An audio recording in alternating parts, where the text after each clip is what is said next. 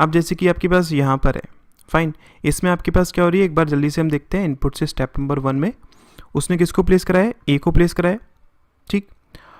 बाकी सब कुछ आपके पास सेम है। फिर स्टेप नंबर 1 से स्टेप नंबर 2 में अगर हम बात करते हैं, उसने ए को देखो शिफ्ट करा दिया है, और आप किसको प्लेस करा दिया, बी को प्लेस करा दिया। बाकी सब कुछ आपके पास सेम है। फिर सेकंड से अगर हम थर्ड में बात करते हैं, उसने देखो ए और बी दोनों को शिफ्ट करा दिया है, और यहाँ पर सी को प्लेस करा दिया। मतलब क्या, हमें पता चल गया यहाँ पर क्या हो रही है, आपके पास शिफ्टिंग हो रही है, और सिर्फ एक ही साइड हो रही है, कहाँ पर, लेफ्ट साइड पर, ठीक है। और किसके अकॉर्डिंग हो रही है, लेटर्स के डिक्शनरी के अकॉर्डिंग, है ना। तो हम इसको किस तरीके से करेंगे, एक स्टेप लिखता हूँ, मतलब इनपुट लिखता हूँ, D B G A F C and E, ठीक है। अब इसमें अगर हम बात करते हैं, हम जानते हैं कि किस तरीके से हमारे पास पैटर्न चल रहा है, फाइन। हमें कहाँ पर प्लेस कराना है, लेफ्ट साइड पर। बस इसमें एक चीज़ का ध्यान रखिएगा, जैसे कि नॉर्मल अरेंजमेंट में हम लोग क्या करते थे, जहाँ से हम एलिमेंट को उठाते थे और जहाँ पर प्लेस कराते थे, हम चेक करते थे कि उनके बीच में कोई अनअरेंज्ड एलिमेंट्स है या फिर नहीं है। लेकिन जब भी आपके शिफ्टिंग होगी ना, तो आपको इस चीज़ पर ध्यान नहीं देना है। हर एक स्टेप आपका नया स्टेप ही जनरेट करेगा, बस इस चीज़ को दिमाग में रखिए। मतलब क्या, ये वाली में आपकी थोड़ी सी ईजी होती है नॉर्मल में, बिकॉज नॉर्मल के केस में क्या होता है, आपको चेक करना होता है कहाँ पर नया स्टेप बन पाएगा, कहाँ पर नहीं बन पाएगा। बट यहाँ पर उससे कुछ भी आपको लेना देना नहीं है, आपका हर एक स्टेप नया स्टेप ही बनेगा, ठीक है। कैसे बनेगा मैं समझाता हूँ। हम जानते हैं इसमें सबसे पहले हम किसको अरेंज करेंगे, ए को, और कहाँ पर प्लेस कराना है, लेफ्ट हैंड पर। तो ये आपके पास क्या हो जाएगा, स्टेप नंबर 1 लेफ्ट, ठीक है। उसके बाद ए के बाद हम किसको प्लेस करेंगे, बी को। ये आपके पास क्या हो जाएगा, स्टेप नंबर 2 में लेफ्ट। फिर बी के बाद सी को, स्टेप नंबर 3 में लेफ्ट। अब सी के बाद डी को, स्टेप नंबर 4 में लेफ्ट। अब जैसे कि मैंने आपको बोला कि हर एक स्टेप नया बनता है, ऐसा मैंने क्यों बताया, क्योंकि देखो एक थोड़ा सा छोटा सा रीज़न क्या है। जैसे कि अगर हम बात करें, ये देखो आपके पास 4th स्टेप की बात कर रहा हूँ, ठीक है। डी उठकर आया है और उसको हमने लेफ्ट हैंड पर प्लेस कराया, तो ऑब्वियसली जब ये आपके पास शिफ्ट हो जाएंगे तो ये नया स्टेप ही तो जनरेट करेगा ना। इसीलिए बस हम शिफ्टिंग में ये चीज़ नहीं देखते हैं, जहाँ से उठा रहे हैं, जहाँ पर प्लेस करा रहे हैं, उनके बीच में अनअरेंज एलिमेंट है या फिर नहीं है, ठीक है। अच्छा, डी के बाद ई, ये आपके 5th स्टेप हो जाएगा। ई के बाद एफ 6th स्टेप हो जाएगा, और फिर लास्ट में 7 स्टेप हो जाएगा। ये बहुत सिंपल रहता है आपके पास, शिफ्टिंग वाले में बहुत सिंपल रहता है, कुछ भी ज़्यादा करने की ज़रूरत नहीं पड़ती है, ठीक है। तो इसमें ये इस तरीके से क्या हो जाएंगी, आपकी नंबरिंग हो जाएंगी, फाइन। अभी तक हमने देख लिया नंबरिंग कैसे होनी है। अब हम चेक करते हैं आगे वाले एग्जाम्पल में कि आपको इन नंबरिंग के थ्रू स्टेप्स अगर बनाने हैं तो किस तरीके से बनाएंगे, उसको और देखिए। इसमें अच्छा, इसमें एक चीज़ और बता दूं कि अगर एक ही किसी इनपुट आउटपुट में शिफ्टिंग भी हो रही है और नॉर्मल अरेंजमेंट भी हो रही है, दोनों चीज़ें हो रही हैं, तब उसकी इसमें हमें किस तरीके से करना है उसको और जान लो। जैसे कि यहाँ पर इसमें अगर हम देखें, इनपुट से स्टेप नंबर 1 में उसने 1 यहाँ पर प्लेस कराया, बाकी सब कुछ सेम है, और ई यहाँ पर प्लेस करा दिया है। मतलब लेफ्ट हैंड पर वो नंबर को प्लेस करा रहा है, स्मॉलेस्ट नंबर को, और राइट साइड पर वो वर्ड को प्लेस करा रहा है। कौन सा वर्ड, जो कि डिक्शनरी में सबसे एंड में आता है। उसके बाद स्टेप नंबर 1 से स्टेप नंबर 2 में बात करूँ, 1 को यहाँ पर शिफ्ट करा दिया है और अब 2 प्लेस करा दिया है। लेकिन राइट साइड में अगर हम बात करें तो देखो ई आपके पास उसी प्लेस पर है, फाइन। फिर अब इसने डी को प्लेस करा दिया है। अरेंजमेंट आपको पता चल गई किस तरीके से हो रही है, ठीक है। यहाँ पर हमने क्या देखा, यहाँ पर लेफ्ट हैंड पर तो क्या हो रही है, शिफ्टिंग हो रही है, बट आपके पास जो राइट हैंड है उस पर क्या हो रही है, नॉर्मल अरेंजमेंट हो रही है। तो इस केस में भी अलग से आपको ज़्यादा कुछ करने की ज़रूरत नहीं है, बस कुछ चीज़ों को दिमाग में रखिएगा कि इसमें जैसे कर मैं इनपुट लिखता हूँ 2 C 1 A 4 E 3 B D and 5, ठीक है। तो इसमें हमें अगर नंबरिंग करनी है तो कैसे करनी होती है, यहाँ पर भी आपको किसी भी तरीके से वो देखना नहीं है जो हम नॉर्मल अरेंजमेंट में देखते थे कि एक को उठा रहे हैं और दूसरी जगह प्लेस करा रहे हैं तो उनके बीच में अनअरेंज्ड एलिमेंट है या फिर नहीं है। यहाँ पर देखने की कोई ज़रूरत नहीं है, जिसमें दोनों होती है ना, वहाँ पर उसको देखने की कोई ज़रूरत नहीं है। आपके पास हर एक स्टेप नया स्टेप ही बनेगा, ठीक। देखो अगर हम बात करें, सबसे पहले हम किसको प्लेस करेंगे, 1 को लेफ्ट हैंड पर। ठीक, अब इसी स्टेप में हम किसको प्लेस कराएंगे, ई को, है ना। वर्ड में अगर हम बात करें, क्योंकि ये आपके पास डिक्शनरी में सबसे एंड में आता है, और इसको हमें कहाँ पर प्लेस कराना है, राइट साइड पर। माइंड में हमारे पैटर्न चल रहा है, ठीक है, बस हमें नंबरिंग करनी है। अब देखो, जैसे कि मैंने आपसे बोला कि हर एक स्टेप नया स्टेप बनेगा, तो आप क्या कर सकते हो, 1 के बाद आप किसको प्लेस कराओगे, 2 को। ये आपके पास क्या हो जाएगा, स्टेप नंबर 2 में लेफ्ट साइड, ठीक है। और अगर हम बात करते हैं वर्ड की, तो ई के बाद डी आएगा, स्टेप नंबर 2 में राइट साइड। 2 के बाद 3 आएगा, स्टेप नंबर 3 में लेफ्ट साइड। डी के बाद सी आएगा, स्टेप नंबर 3 में राइट साइड, ठीक है। अभी ये मैं आपको एक बार लेफ्ट, एक बार राइट, एक बार लेफ्ट, एक बार राइट करा रहा हूँ। आगे मैं बताऊंगा, ये भी करने की ज़रूरत नहीं है, आप डायरेक्टली पहले एक साइड का लिख लीजिए, फिर बाद में दूसरी साइड का लिख लीजिए। अभी बस समझाने के लिए मैं समझा रहा हूँ कि इसमें किस तरीके से करना है हमें, ठीक है। हम 3rd स्टेप पर आ गए थे। 4th स्टेप में अगर हम बात करें, 4 को आप अरेंज कराएंगे लेफ्ट साइड पर, मतलब 4L, और सी के बाद आप बी को अरेंज कराएंगे राइट साइड पर, मतलब क्या, 4R। फिर उसके बाद ए को आप अरेंज कराएंगे, 5 को आप अरेंज कराएंगे लेफ्ट हैंड पर, मतलब क्या हो जाएगा आपके पास 5L, और ए आपके पास हो जाएगा 5R। तो ये आपके पास क्या होगी, नंबरिंग होगी, ठीक। चलो अब हम करते हैं जो मैं आपको बता रहा था कि नंबरिंग से स्टेप्स कैसे बनाने हैं, तो वो इसमें देखते हैं। जैसे कि मैं आपको ऑलरेडी पहले बता चुका हूँ, आपको किन किन चीज़ों का ध्यान रखना है। स्टार्टिंग में वर्ड है तो आपको क्या क्या चीज़ें देखनी है, उसका इनिशियल लेटर, लास्ट लेटर, या फिर नंबर ऑफ लेटर्स, ठीक है, या फिर उसमें वॉवल्स हैं, या फिर कॉन्सोनेंट है, उसके अकॉर्डिंग देखना होता है हमें। और अगर हम बात करते हैं किसकी, ये तो अभी मैंने बताया वर्ड्स की। नंबर की अगर हम बात करते हैं तो आपको देखना है even, odd, increasing order, decreasing order, sum of the digit, difference of the digit, unit digit, 10th digit, इन सब पर ध्यान देना होता है। तो उसी तरीके से अगर हम यहाँ पर देखते हैं, अगर मैं आपसे बात करूँ लास्ट स्टेप में, थोड़ा सा एक अंदाज़ा लगाने की कोशिश करते हैं कि एक्चुअल में यहाँ पर हो क्या रहा है। सो अगर मैं बात करता हूँ आपसे किसकी, वर्ड्स की, वर्ड्स किस तरीके से अरेंज हो रहे हैं, थोड़ा सा ध्यान में दीजिए। अच्छा मुझे बताओ, इसमें अगर मैं बात करूँ आपसे वर्ड्स की, आपको सिर्फ लास्ट स्टेप में देखो और मुझको बताओ कि किस तरीके से अरेंजमेंट हो रही है यहाँ पर, थोड़ा सा एक आइडिया आपको क्या मिल रहा है, मुझे इतना बताओ। लास्ट स्टेप में देखो और बताओ वर्ड किस तरीके से अरेंज हैं। अच्छा देखो, जैसे कि अगर हम इसमें बात करें, क्या ये इनिशियल लेटर पर डिपेंडेड है, एस डब्ल्यू फिर एस आ गया, नहीं उस पर डिपेंडेड नहीं है। क्या ये आपके पास नंबर ऑफ लेटर्स पर डिपेंडेड है, ये 5, ये 5, 4 फिर 5, उस पर भी डिपेंडेड नहीं है। लास्ट लेटर पर डिपेंडेड है, Y, then R, then P, then N, then L, then C. हाँ, एक अंदाज़ा लग गया हमें कि ये हो सकता है लास्ट लेटर पर किसी न किसी तरीके से डिपेंड कर रहे हो। फाइन, हमें पता चल गया वर्ड्स का। नंबर्स की अगर हम बात करें, देखो ना ही ये इंक्रीजिंग ऑर्डर में है, ना ही ये डिक्रीजिंग ऑर्डर में है, ठीक है। क्या ये किसके अकॉर्डिंग अरेंज है, कि सम के अकॉर्डिंग अरेंज है, डिजिट्स की सम के अकॉर्डिंग। अगर हम देखें तो ये कितना है 5, ये कितना है 14, ये कितना है 13, नहीं उसके अकॉर्डिंग भी नहीं है। डिफरेंस की अगर हम बात करें, difference 1, difference 2, difference 3, difference 4, difference 5, difference 6, हाँ ये इसके अकॉर्डिंग अरेंज है,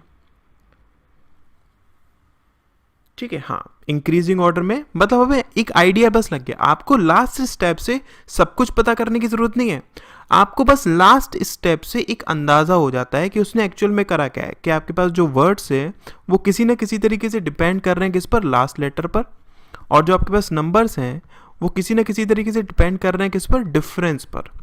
तो बस अब आपको यहाँ से यहाँ देखने में ज़्यादा दिक्कत नहीं होगी। अब देखो, इनपुट से स्टेप नंबर 1 में अगर हम बात करते हैं, उसने क्या करा है, उसने पैसिफिक को यहाँ पर प्लेस कराया, ठीक है। बाकी सब कुछ आपके पास सेम है। और राइट साइड पर अगर हम बात करें, उसने किसको प्लेस कराया, 32 को प्लेस कराया, ठीक है। तो अगर हम बात करें पैसिफिक आपके पास किस तरीके से, वो वर्ड जिसका लास्ट लेटर डिक्शनरी में सबसे पहले आता है उसने उसको अरेंज कराया है लेफ्ट हैंड पर, है ना। और राइट साइड पर अगर हम बात करें, उसने 32 में डिफरेंस कितना है 1, उसने उसको प्लेस कराया। फाइन, इसी तरीके से अगर मैं स्टेप नंबर 1 से स्टेप नंबर 2 में बात करूं, तो अब देखो उसने पैसिफिक को यहां पर शिफ्ट कर दिया है, मतलब क्या, कंफर्म हो गया, लेफ्ट साइड पर तो आपके पास शिफ्टिंग हो रही है, ठीक। और यहां पर उसने अब रॉयल को प्लेस करा दिया है। अब देखो, आपके सी के बाद क्या आना चाहिए था, अगर हम देखें एल ही आना चाहिए था, जो भी हमारे पास वर्ड्स गिवन थे उनके अकॉर्डिंग, ठीक, और वही यहाँ पर आपके पास आ रहा है। बाकी सब कुछ आपके पास सेम है, और यहाँ पर उसने 32 को शिफ्ट करा दिया है, मतलब क्या, राइट साइड पर भी आपके पास शिफ्टिंग ही हो रही है, ठीक। और यहाँ पर अगर हम बात करें, ये डिफरेंस कितना था 1, और ये डिफरेंस कितना है 2, उसने उसके अकॉर्डिंग करा है। इसी तरीके से अगर आगे बढ़ते जाओगे तो आपको यही चीज़ दिखेगी कि ये यहाँ पर शिफ्ट कर रहा है और लास्ट लेटर पर डिपेंडेड ये उसको अरेंज कर रहा है। और अगर हम बात करते हैं नंबर की, नंबर किस तरीके से डिफरेंस के अकॉर्डिंग वो अरेंज हो रहे हैं। माइंड में आपके पैटर्न बन गया, अब बस आपको इसका यूज करना है जो आपके पास इनपुट गिवन है उसमें। किस तरीके से, देखिए ये आपके पास क्या इनपुट गिवन है, ठीक। अब यहां से हमें क्या करना है, नंबरिंग करनी है, फिर स्टेप्स बनाते हैं हम लोग। देखो क्या करेंगे, सबसे पहले हम लोग यहाँ पर लिख लेते हैं जिन जिन चीज़ों की ज़रूरत पड़ेगी सिर्फ उतने को लिखना है, पूरा पूरा लिखने की ज़रूरत नहीं है। जैसे कि यहाँ पर अगर हम बात करें 38 लिख लो, बिकॉज फिर डिफरेंस के चक्कर में पता करने में थोड़ा सा टाइम लगेगा। 38, फिर सी और ई लिख लो, बिकॉज हम जानते हैं कि वर्ड्स आपके पास लास्ट लेटर पर डिपेंडेड है, ठीक है। सी मैंने इसलिए लिख लिया जिससे कि पहचानने में हमें आसानी हो कि कौन सा वर्ड की हम बात कर रहे हैं, ठीक। उसके 26, 41, VS 56, HL, CR 71, NK 92 और CY, ठीक है। हम जानते हैं हमारे पास ये जो है वो डिपेंड किस पर कर रहा है, डिफरेंस पर ना। तो डिफरेंस कितना है 5, 4, 1, 6 एंड 7, ये भी हमने लिख लिया। ये भी आपके पास 3, और तो कोई नहीं रह गया ना। चलो अब हमें पता है हमारे पास पैटर्न क्या है, हम बनाते हैं, ठीक। तो देखो सबसे पहले हम जानते हैं लेफ्ट हैंड पर वो किसको प्लेस करा रहा था, वो वर्ड जिसका लास्ट लेटर डिक्शनरी में सबसे पहले आता है ना, इसके अकॉर्डिंग प्लेस करा रहा था। तो अगर हम यहां पर बात करते हैं इन सबको, देखो आपके पास वो कौन सा होना चाहिए, ये होना चाहिए। मतलब क्या, ये आपके पास जाएगा स्टेप नंबर 1 में लेफ्ट साइड, ठीक। यहां पर आपके शिफ्टिंग हो रही है, तो जहां से उठा रहे हैं, जहां पर प्लेस करा रहे हैं, वो सब देखने की कोई ज़रूरत नहीं है, बस सिंपल आपको स्टेप्स बनाने जल्दी से जल्दी। ये हमने बात करी लेफ्ट साइड की। अब इसी स्टेप में अगर हम बात करें, नंबर आपको कौन सा प्लेस कराना है, जिसके बीच का डिफरेंस लीस्ट है, मतलब क्या 56 हो जाएगा। ये आपके पास स्टेप नंबर 1 में राइट साइड है ना। अब आपको लेफ्ट राइट करके चलने की जरूरत नहीं है जिससे कि कंफ्यूजन हो।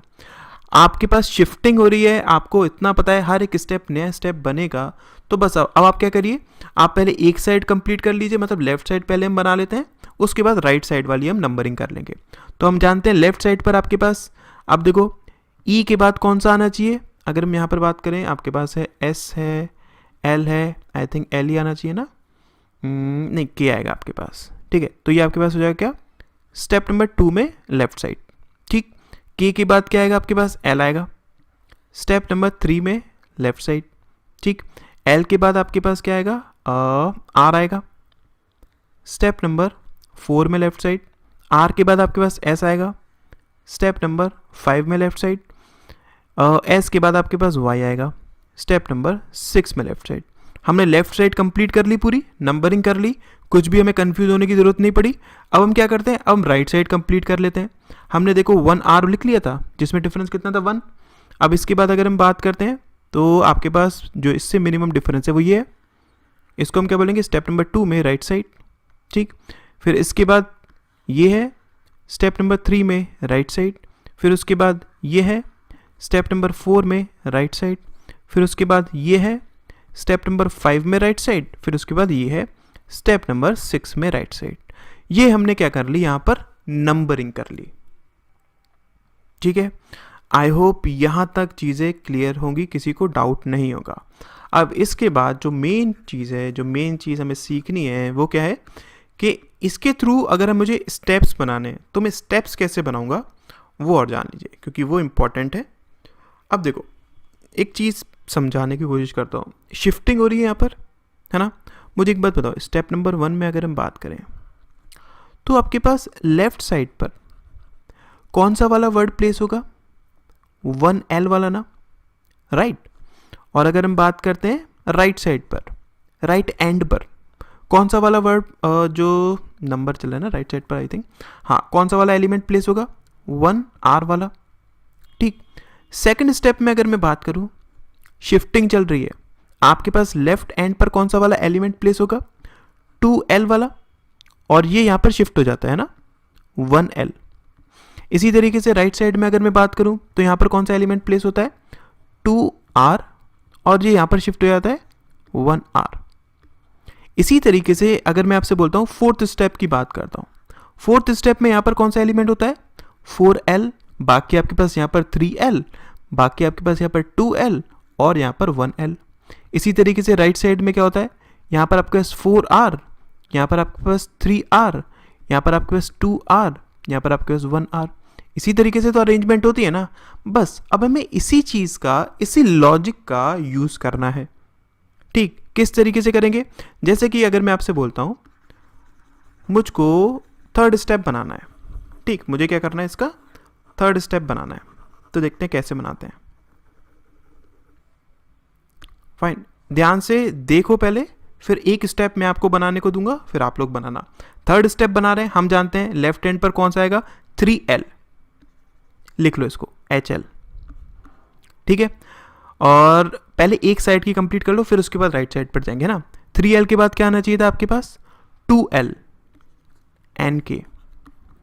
2L के बाद क्या आना चाहिए था, 1L CE। फाइन, आपने इसको अरेंज कर लिया। अब इसके बाद आप जाओ किस पर, राइट साइड पर। राइट साइड पर हमारे पास एंड पे कौन सा आएगा, 3R आएगा, मतलब क्या 26। फिर आपके पास 2R आएगा 41, 1R आएगा 56। आपने अरेंजमेंट कर ली। ठीक है, अब इसके बाद आपको क्या करना होता है, जितने भी अनअरेंज्ड एलिमेंट्स हैं ना यहां पर, उन सबको जिस ऑर्डर में वो इनपुट में दिए हुए हैं उन्हीं ऑर्डर में लिख दो। मतलब क्या, थर्ड स्टेप तक है, तो जहां कहीं भी थर्ड स्टेप के ऊपर वाले स्टेप्स मिले उनको उन्हीं के अकॉर्डिंग रख दो। मतलब क्या, लेफ्ट साइड से स्टार्ट करो। देखो 4R है, ये आपके पास अरेंज नहीं हुआ है ना, तो इसको लिख दो 38।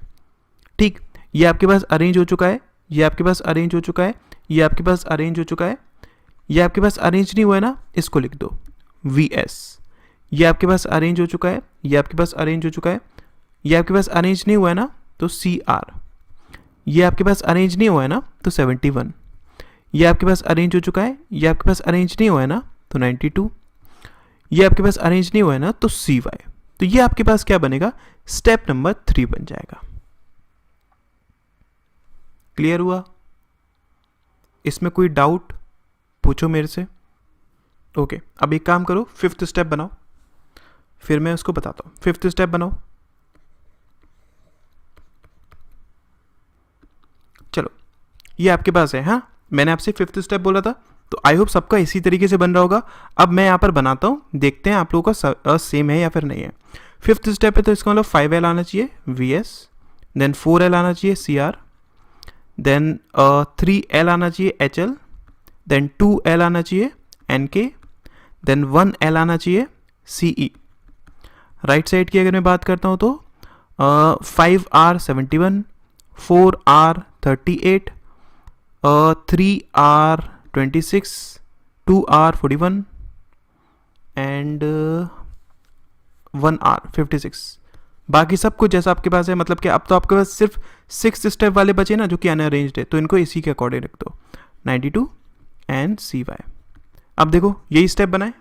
अब ये आपके पास देखो, यहाँ पर अगर हम देखें, यहाँ पर आपके पास क्या है, एक और अरेंजमेंट हो रही है। ठीक है, इसमें बताओ लास्ट स्टेप पर जाओ, नंबर ये जो वर्ड्स हैं वो किस तरीके से अरेंज है, इसमें पैटर्न पहचानो। बस आपको बस ये चीज़ पहचाननी है कि किस पर डिपेंड कर रहा है। ठीक है, इंक्रीजिंग ऑर्डर डिक्रीजिंग ऑर्डर उसे छोड़ दो, कोई प्रॉब्लम नहीं, बस ये चीज़ जान लो कि किस पर डिपेंड कर रहा है। जैसे कि अगर हम वर्ड्स की बात करते हैं तो वर्ड्स में अगर हम देखेंगे तो ये इनिशियल लेटर पर डिपेंड कर रहा है। ठीक है, मतलब P है, देन फिर K है, I है, E है, B है, B है ना। और अगर हम बात करते हैं किसकी, वर्ड नंबर्स की, तो नंबर्स किस तरीके से हैं, नंबर्स में वो डिपेंड कर रहा है देखो यूनिट डिजिट पर। ठीक, अब इनपुट से स्टेप नंबर 1 में चेक करो, देखो क्या हो रहा है। सबसे पहले अगर हम बात करें, यहाँ पर उसने प्रोग्राम को प्लेस करा है। ठीक, बाकी सब कुछ आपके पास सेम है, और यहाँ पर 51 प्रोग्राम आपके पास किस तरीके से, जो कि डिक्शनरी में सबसे एंड में आता है ना। और बाकी अगर हम नंबर की बात करते हैं तो 51 यूनिट डिजिट सबसे छोटी। ठीक, स्टेप नंबर 1 से स्टेप नंबर 2 में अगर हम आते हैं, प्रोग्राम वहीं पर है, उसने अपनी प्लेस को चेंज नहीं करा, मतलब यहाँ पर नॉर्मल अरेंजमेंट हो रही है, राइट। और अगर हम यहाँ पर बात करें 51 यहीं पर है या नहीं, ठीक है।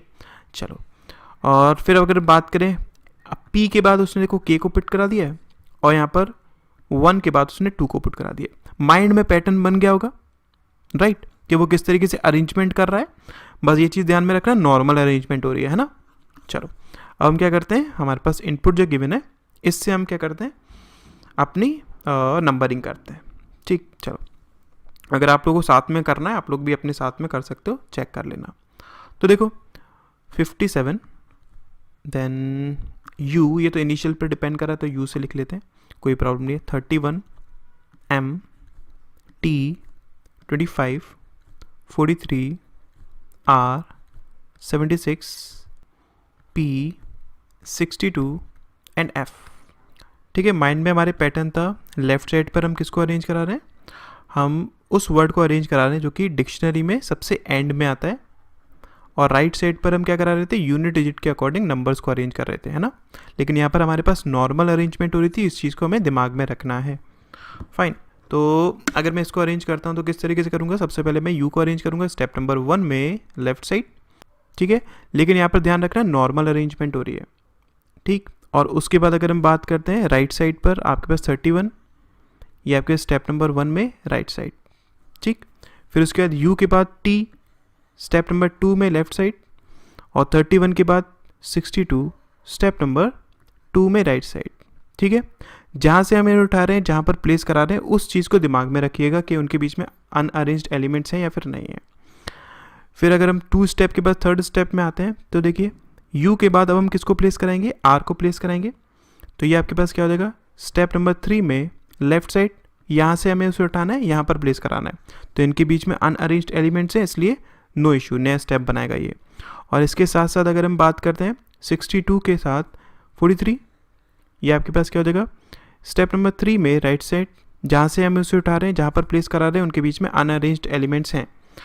अब 3L के बाद अगर हम बात करते हैं, आपके पास मतलब R के बाद P, तो स्टेप नंबर 4 में लेफ्ट साइड, और 3 के बाद आपका 4 नहीं है, यूनिट डिजिट में 25 है, ये आपके पास क्या हो जाएगा, स्टेप नंबर 4 में राइट साइड, ठीक। P के बाद अगर हम बात करते हैं तो आपके पास क्या आएगा, M आएगा। इसको हमें कहाँ पर प्लेस कराना है, जहाँ यहाँ से उठाना है और यहाँ पर प्लेस कराना है। अभी इनके बीच में अनअरेंज्ड एलिमेंट एक है ना, तो ये आपके पास नए स्टेप में ही जनरेट होगा, मतलब कि स्टेप नंबर 5 में लेफ्ट साइड। और अगर हम बात करते हैं यूनिट डिजिट की, 5 के बाद आपके पास 6 आएगा, इसको हमें उठाना है, यहाँ पर प्लेस कराना है, अनअरेंज्ड एलिमेंट है, तो इसलिए आपके पास स्टेप नंबर कौन सा बनाएगा, 5R बनाएगा, ठीक। फिर अगर हम बात करते हैं M के बाद, अब आपको F को उठाना है और यहाँ पर प्लेस कराना है। देख लीजिए अनअरेंज्ड एलिमेंट है, तो ये इसके बाद स्टेप नंबर 6 बनाएगा लेफ्ट साइड। फिर ये आपके पास रह गया, ये आपके नया स्टेप वही बनेगा 6 में right side. I hope clear हुआ होगा। अब करते हैं, ये हमने नंबरिंग कर ली। अब मुझे अगर स्टेप्स बनाने हैं तो किस तरीके से बनाऊंगा। हम जानते हैं स्टेप नंबर 1 में नॉर्मल अरेंजमेंट हो रही है ना, तो आपके पास लेफ्ट हैंड पर कौन सा आएगा, 1L आएगा। राइट हैंड पर कौन सा आएगा, 1R आएगा। सेकेंड स्टेप में अगर मैं बात करूं, लेफ्ट हैंड पर आपके पास कौन सा, 1L ही रहेगा, यहाँ पर 2L आ जाएगा, ठीक है। और अगर मैं राइट साइड में बात करता हूँ, यहाँ पर 1R ही रहेगा और यहाँ पर 2R आ जाएगा। इसी तरीके से अगर मैं करता हूँ 5th स्टेप में, तो यहाँ पर आपके पास 1L ही रहेगा, 2L रहेगा, इसी तरीके से 5L तक यहाँ पर आपके पास अरेंज होगा। राइट साइड में 1R रहेगा, 2R रहेगा, इसी तरीके से 5R तक अरेंज रहेगा, है ना। तो अगर मुझे इसमें स्टेप लिखना है कौन सा वाला, अगर मुझे 3rd स्टेप लिखना है, फाइन, तो मैं 3rd स्टेप किस तरीके से लिख सकता हूँ। 3rd स्टेप अगर लिखना है तो 1L लेफ्ट साइड पर, है ना, 1N मतलब U, 2L T, 3L R, fine. Right side में अगर मैं बात करता हूँ तो 1R 31, 2R 62, ये आपके पास 1L 2L 3L, ये आपके पास है 1R 2R, यहाँ पर 3R क्या आ जाएगा 43, ये आपके पास थर्ड स्टेप तक अरेंज हो गए। बाकी अब हमें वही करना है जैसा आपके पास इनपुट में दिए हुए हैं, उसी तरीके से अनअरेंज्ड एलिमेंट को लिख दो। मतलब क्या, थर्ड स्टेप के बाद जितने भी हैं उन सबको ऐसे लिख दो। ये आपके पास अरेंज नहीं हुआ है तो 57, ये आपके पास अरेंज हो चुका है, ये आपके पास अरेंज हो चुका है, ये आपके पास अरेंज नहीं हो गया है m, ये आपके पास अरेंज हो चुका है, ये आपके पास अरेंज नहीं हुआ है 25, ये आपके पास अरेंज हो चुका है, ये आपके पास अरेंज हो चुका है, ये आपके पास अरेंज नहीं हुआ है 76, ये आपके पास अरेंज नहीं हुआ है तो p, ये आपके पास अरेंज हो चुका है, ये आपके पास अरेंज नहीं हुआ है तो f। तो ये हमारे पास स्टेप नंबर क्या बनेगा, 3 बनेगा। अब इसी तरीके से मुझे बताओ स्टेप नंबर 5 क्या होगा। सही है, अब मुझे क्या लिखना था, स्टेप नंबर 5 ना, तो ये आपके स्टेप नंबर 5 है। आई होप सबने इसी तरीके से लिखा होगा। तो देखो आपके पास u 1l, फिर 2l, 3l, फिर 4l, फिर 5l, ओके m। यहाँ पर 1r 31, 2r 62, 3r 43, 4r 25, 5r 76। ठीक है, 5 तक हो गया, आपने अरेंज कर लिया यहाँ पर भी, यहाँ पर भी। अब जैसा आपके पास दिया हुआ है उसको आप उसी तरीके से अरेंज कर लो। कौन कौन से अनअरेंज्ड होंगे आपके पास, 6 वाले तो होंगे ना, तो इन दोनों को यहाँ पर 57 और यहाँ पर f लिख लो। देखो एक बार, करेक्ट है।